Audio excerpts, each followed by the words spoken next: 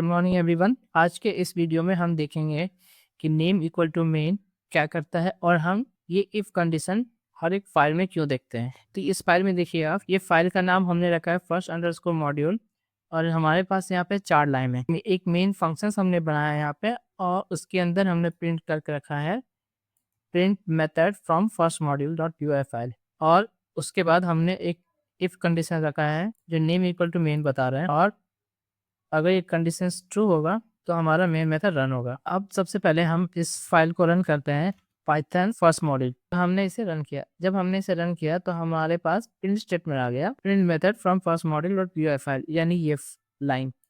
तो ये लाइन आया, इसका मतलब यह हुआ कि ये कंडीशन एग्जीक्यूट हुआ। तो इसका मतलब यह हुआ कि नेम का वैल्यू कहीं ना कहीं मेन है। तो हमने तो सिर्फ 4 लाइन लिखा है, तो ये नेम इक्वल टू मेन किसने असाइन किया है? तो आंसर यह है कि name equal to main interpreter ने असाइन किया है। जब हम पाइथन एप्लीकेशंस रन करते हैं तो इंटरप्रेटर हर एक फाइल से रिलेटेड वेरिएबल डिफाइन करता है। तो जैसे हम फर्स्ट अंडरस्कोर मॉड्यूल रन किए तो हमने इस फाइल को रन किया, तो इस फाइल का नेम वेरिएबल को ये मेन असाइन कर देगा जिस फाइल से हम एप्लीकेशंस को रन कर रहे हैं। मैं आपको एक और वेरिएबल दिखाता हूँ जो इंटरप्रेटर असाइन करता है, अंडरस्कोर फाइल। इस फाइल को हमने सेव किया, अब हम इसे दोबारा रन करते हैं तो देखिए ये जो वेरिएबल है ये भी असाइन किया है। तो ये क्या बता रहा है? D drive YouTube Python basic name underscore में first underscore module dot P. तो ये पूरा पाथ बता रहा है आपको। तो हमने तो यहाँ फाइल भी डिफाइन नहीं किया तो फाइल वेरिएबल असाइन हो गया, राइट। ये काम भी इंटरप्रेटर किया है। इसी तरह इंटरप्रेटर काफी सारे वेरिएबल को डिफाइन करता है जब एप्लीकेशन रन होता है। तो अब हम सेम चीज सेकेंड मॉड्यूल में रन करते हैं और उसके बाद हम इंपोर्ट स्टेटमेंट यूज करेंगे और उसके बाद समझेंगे कि इंपोर्ट स्टेटमेंट का क्या रोल है यहाँ पे। तो यहाँ पे हमने एक सेकेंड अंडरस्कोर मॉड्यूल फाइल बनाया है। हम यहाँ पे गए और यहाँ पे देखिए हमने कोड पहले से लिख रखा है और यहाँ पे प्रिंट स्टेटमेंट में हमने लिखा है सेकेंड मॉड्यूल। सबसे पहले हम इस फाइल को एक बार रन कर देते हैं और देखते हैं कि क्या आ रहा है। ओके, तो हमने इस फाइल को रन किया तो हमारे पास प्रिंट स्टेटमेंट आ गया second underscore module P file, right. तो हमारे पास दो फाइल है, first underscore module and second underscore module. दोनों में हमने इफ कंडीशन रखा है और मेन मेथड रखा है। तो हम चलते हैं सेकेंड अंडरस्कोर मॉड्यूल में और यहाँ पे आप इंपोर्ट करते हैं फर्स्ट मॉड्यूल को। ओके फाइन, हमने इस फाइल को सेव किया। अब हम एक बार इस फाइल को रन करते हैं और देखते हैं क्या हो रहा है। ओके, तो जब हमने इस फाइल को रन किया तो हमारे पास print method from second underscore module dot P file ही प्रिंट हुआ और कुछ नहीं हुआ। बट एक्चुअली क्या हुआ? एक्चुअली जब ये रन हुआ तब ये फर्स्ट अंडरस्कोर मॉड्यूल में गया, यानी first underscore module P file इस फाइल में गया। तो जैसे इस फाइल में गया कंट्रोल, तो ये एक मेन मेथड डिफाइन किया इस फाइल के अंदर का और ये चेक किया कि नेम इक्वल टू मेन है कि नहीं, राइट। तो नेम इक्वल टू मेन इसको यहाँ पे नहीं मिला, इसीलिए तो हमारा फर्स्ट अंडरस्कोर मॉड्यूल एग्जीक्यूट नहीं हुआ। तो नेम अंडरस्कोर मेन इसको क्यों नहीं मिला? जैसा हमने कहा हर एक फाइल से रिलेटेड इंटरप्रेटर वेरिएबल डिफाइन करता है। तो नेम इक्वल टू मेन क्यों नहीं हुआ? तो नेम इक्वल टू मेन इसलिए नहीं हुआ क्योंकि जिस फाइल से हम एप्लीकेशंस रन करते हैं सिर्फ उस फाइल का ही नेम वेरिएबल को वो मेन असाइन करता है। बाकी जितने सारे फाइल्स है उसका नेम वेरिएबल को वो असाइन करता है उसके फाइल नेम से। तो हम तो यहाँ समझ गए कि ये कंडीशन एग्जीक्यूट नहीं हुआ, तो हम एक एल्स ब्लॉक इसका लिखते हैं और यहाँ पे हम प्रिंट करते हैं नेम वेरिएबल। तो हमने इसे सेव किया, अब हम चलते हैं सेकेंड मॉड्यूल में। ओके, तो जैसा हमने कहा था ये पहले एग्जीक्यूट होगा उसके बाद ये एग्जीक्यूट होगा। तो हम दोबारा इस फाइल को रन करते हैं एक बार। दोबारा हम इस फाइल को रन किया तो हमारे पास दो प्रिंट स्टेटमेंट आया। तो हुआ क्या कि जैसे ही कंट्रोल इसको एग्जीक्यूट किया, ये फर्स्ट मॉड्यूल में, यहाँ पे ये मेन फंक्शन डिफाइन हुआ फर्स्ट मॉड्यूल से रिलेटेड और उसके बाद ये इफ कंडीशंस जो कि मेन नहीं है तो ये फॉल्स हो गया और एस ब्लॉक एग्जीक्यूट हुआ ये लाइन, राइट। तो नेम फ्रॉम फर्स्ट मॉड्यूल ये एग्जीक्यूट हुआ और यहाँ पे नेम हमने प्रिंट किया। तो हम देखते हैं क्या है यहाँ पे, नेम फ्रॉम फर्स्ट मॉड्यूल और देखिए यहाँ पे तो नेम वेरिएबल है फर्स्ट अंडरस्कोर मॉड्यूल है, राइट। तो यहाँ पे एक्चुअली जब हम सेकेंड मॉड्यूल से रन किए थे तो यहाँ पे एक्चुअली जब हम सेकेंड मॉड्यूल को रन किए और फर्स्ट मॉड्यूल को इंपोर्ट किए हैं तो हम रन एक्चुअली सेकेंड मॉड्यूल किए हैं, इसीलिए सेकेंड मॉड्यूल का नेम वेरिएबल को मेन असाइन हुआ और बाकी जितने भी फाइल होते हैं पाइथन में, वो सारे फाइल का नेम वेरिएबल को इंटरप्रेटर उसका फाइल नेम से असाइन करता है। इसीलिए आप हर एक फाइल में ये इफ कंडीशन देखते हो, उसके बाद भी आपको किसी तरह का प्रॉब्लम नहीं होता है।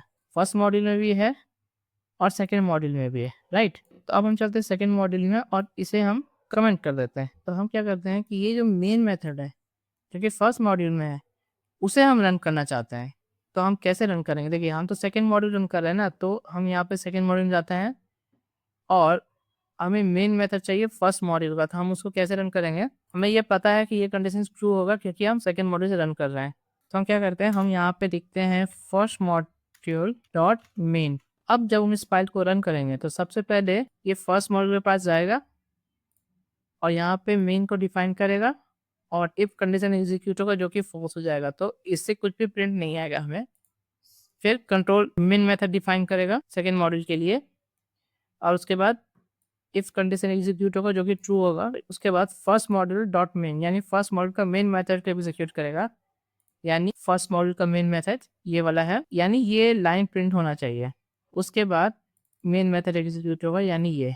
तो सबसे पहले हम इसे सेव करते हैं इस फाइल को और इसे रन करते हैं सेकेंड मॉड्यूल को। तो देखिए सेकेंड मॉड्यूल को हमने रन किया तो ये देखिए फर्स्ट मॉड्यूल पहले बताया क्योंकि हमने मेन मेथड कॉल कर दिया और फिर सेकेंड मॉड्यूल का मेन मेथड कॉल हुआ जो सेकेंड मॉड्यूल है, ठीक है। तो इससे क्या हुआ कि जो फर्स्ट मॉड्यूल में है या कोई भी अदर फाइल में है उसे हम आराम से अपने सेकेंड मॉड्यूल में इंपोर्ट कर सकते हैं।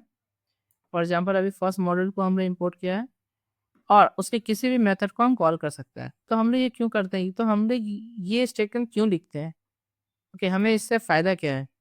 तो हमें इससे फ़ायदा यह आती है कि हम इंडिविजुअल फाइल यानी हर एक फाइल में जा सकते हैं और उस फाइल में जो मेथड हम डिफाइन करना चाहते हैं, अगर हम बोले ये एक फीचर है, ठीक है, तो एक फीचर को हम आराम से उस पर्टिकुलर फाइल के लिए टेस्ट कर सकते हैं और जो जो चीज़ उसे चाहिए उसे हम इंपोर्ट कर लेते हैं। जैसे कि अभी हम सेकेंड मॉड्यूल में हैं, ठीक है, और हम एक फीचर बना रहे हैं, तो हम यहाँ पे क्या करेंगे, एक थर्ड मॉड्यूल करके फाइल बना देंगे और यहाँ पे हम एक फीचर टेस्ट करना चाहते हैं। मान लीजिए हम फीचर बनाए हैं कुछ कैलकुलेट कार्ट ऑर्डर, ठीक है, और इसे हम डिफाइन करते हैं यहाँ पे। यानी यहाँ पे हम बहुत सारे स्टेटमेंट लिख सकते हैं, राइट। और हम यहाँ पे एक इफ कंडीशन से आराम से यहाँ पे इफ नेम इक्वल टू में लिखेंगे और यहाँ पे हम कैलकुलेट कार्ट ऑर्डर। तो यहाँ पे क्या किया हमने, यहाँ पे हमने सारा फीचर लिखा और इसे हम यहाँ पे आराम से टेस्ट कर लिए इस फाइल को डायरेक्ट रन करके। कैसे करेंगे, पाइथन थर्ड लिखेंगे और इसको आराम से हम टेस्ट कर लेंगे, अच्छा ये काम कर रहा है। तो जब ये प्रॉपरली काम करने लगेगा, ठीक है, तो हमारा काम तो हो गया कि हाँ यार हमने फीचर बना दिया। अब हमें एक्चुअली ये फीचर चाहिए था सेकेंड मॉड्यूल में, तो हम इसे यहाँ पे क्या करेंगे, हम यहाँ पे सिंपली इसे इंपोर्ट कर देंगे थर्ड मॉड्यूल और यहाँ पे हम डायरेक्टली इसको यूज़ कर सकते हैं। उसे क्या लिखेंगे, third module dot calculate cart order. तो इस तरह करके हम आराम से उसे यूज़ कर सकते हैं। तो देखिए हमने सेकेंड मॉड्यूल रन किया और हमारा ये आ गया। इसका मतलब ये है कि आप इंडिविजुअल फाइल में आराम से काम कर सकते हैं, जो चीज़ आपको डेवलप करना है आप कीजिए, ओके, और उसके बाद आपको जहाँ उसको यूज़ करना है आप आराम से यूज़ कर सकते हैं। ये इसका एडवांटेज है। अगर आपको मैं बताऊँ दूसरे किसी लैंग्वेज में, जावा में, तो आपको कोई फीचर बनाने के लिए आपको मेन मेथड रन करना पड़ता है और उस मेन मेथड के होते हुए आपको काफ़ी सारा हो सकता है मेथड रन करना पड़ जाए और उसके बाद आप पहुँचोगे अपने फीचर पे, राइट, यानी जो आपको बनाना है। बट यहाँ पे जो नेम इक्वल टू मेन है, इस कॉन्सेप्ट के आधार पे आपको जो फीचर डेवलप करना है वो आराम से कीजिए, टेस्ट कर लीजिए, सक्सेसफुली काम कर रहा है, उसके बाद आप उसको किसी और फाइल में इंपोर्ट कर सकते हैं। तो आई होप आपको ये कॉन्सेप्ट समझ में आया होगा कि ये क्यों यूज़ होता है, इसका क्या एडवांटेज है और इसे कैसे इस्तेमाल करते हैं। ओके, अगर आपको ये वीडियो अच्छा लगा हो तो please click on the like button. Thank you very much.